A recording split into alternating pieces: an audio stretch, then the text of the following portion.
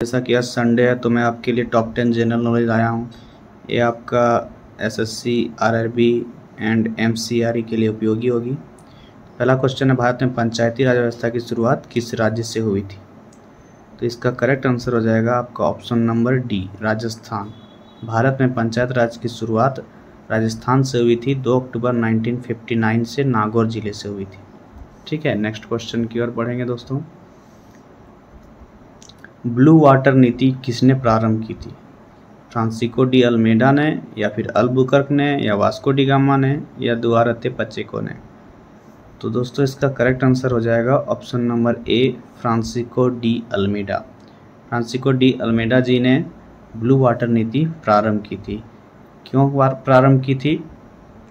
ताकि समुद्री शक्ति को जोर दिया जाए और सारे जो वहाँ के व्यापारी लोग थे वो आ सके वहाँ पे व्यापार करने के लिए भारत में। अंडमान और निकोबार द्वीप समूह किस समुद्र में स्थित है? या अरब सागर में है, या बंगाल की खाड़ी, या हिंद महासागर, या लक्षद्वीप सागर? तो हम लोग भारत के रहने वाले हैं तो हम लोग को तो पता ही होना चाहिए कि अंडमान और निकोबार द्वीप समूह जो है वो बंगाल की खाड़ी उस समुद्र में स्थित है, अरब सागर में नहीं, बंगाल की खाड़ी में है। ठीक है, नेक्स्ट क्वेश्चन की ओर जाएंगे। जो भी प्रिपरेशन करना चाहते हैं वो जुड़ जाएं। किस गवर्नर जनरल ने सती प्रथा को समाप्त किया था? लॉर्ड डलहौजी ने, लॉर्ड विलियम बेंटिंक ने, लॉर्ड कैनिंग ने, या फिर लॉर्ड वेलेस्ली ने? सती प्रथा बहुत इंपॉर्टेंट है, वो हमारे भारतीय से जुड़े हुए हैं जिनका नाम था राजा राम मोहन राय। लेकिन गवर्नर जनरल ने भी सहयोग दिया था जिनका नाम था विलियम बेंटिंक। 1829 में लॉर्ड विलियम बेंटिंक ने सती प्रथा को समाप्त करके इसे अपराध घोषित किया था उन्होंने ही।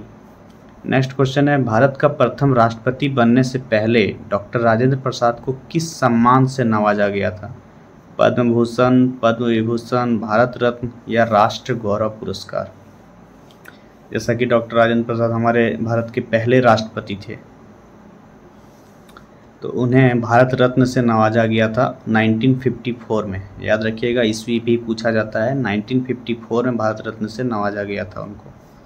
नेक्स्ट क्वेश्चन, भारत में कंप्यूटर का जनक किसे कहा जाता है? एपीजे अब्दुल कलाम, नारायण मूर्ति, सैम पित्रोदा, या फिर विक्रम साराभाई? अगर भारत को हटाकर सिर्फ कंप्यूटर का जनक पूछा जाता है तो उसका आंसर चार्ल्स बेबेज जी होते हैं। ठीक है, वो भारत के नहीं हैं लेकिन वो कंप्यूटर के पहले जनक हैं। और जब भारत का पूछा जाए तो विक्रम साराभाई हो जाएंगे।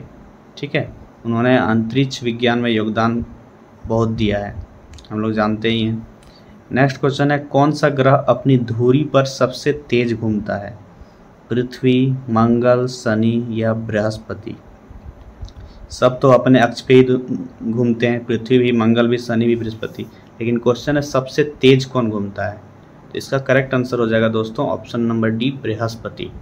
बृहस्पति लगभग 9 घंटे 56 मिनट में एक चक्कर पूरा कर लेता है, जो सौरमंडल में सबसे तेज है।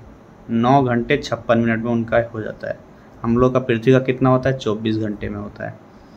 नेक्स्ट क्वेश्चन है, संविधान का अनुच्छेद 370 किस राज्य से संबंधित है? आर्टिकल 370, ये तो न्यूज़ में आते ही रहते हैं, आप लोग को पता ही होगा। आर्टिकल 370 कहाँ पे लागू होता है? जी हाँ, जम्मू कश्मीर में होता है। जम्मू कश्मीर को विशेष दर्जा प्रदान करता है ये आर्टिकल, जिसे 5 अगस्त 2019 को समाप्त किया गया, हमारे मोदी जी ने किया। नेक्स्ट क्वेश्चन, किस मुगल सम्राट के शासन काल में ताजमहल का निर्माण हुआ? बाबर, औरंगजेब, अकबर, या शाहजहां? ये कहानी तो बहुत पुरानी है, बहुत फेमस है। ताजमहल किसकी कहानी है? शाहजहां और मुमताज़ की कहानी है। तो इसका आंसर तो वही हो जाएगा ऑप्शन नंबर डी, शाहजहां। अपनी पत्नी मुमताज़ के याद में उन्होंने बनवाया था। नेक्स्ट क्वेश्चन और लास्ट क्वेश्चन आज का दोस्तों, मानव विकास सूचकांक HDI किस संस्था द्वारा जारी किया जाता है? ये हर साल जारी होता है, तो ये क्या WHO द्वारा होता है, IMF द्वारा होता है, वर्ल्ड बैंक, या UNDP द्वारा होता है? ये आपको बताना है। WHO तो हो नहीं सकता क्योंकि वो स्वास्थ्य के बारे में होता है। विकास के बारे में पूछा गया तो वर्ल्ड बैंक, IMF ये सब भी नहीं होगा। इसका आंसर हो जाएगा UNDP। ठीक है, UNDP का होता है हिंदी में अर्थ संयुक्त राष्ट्र विकास कार्यक्रम। ये हर साल HDI रिपोर्ट प्रकाशित करता है जो शिक्षा, स्वास्थ्य और आय पर आधारित होती है।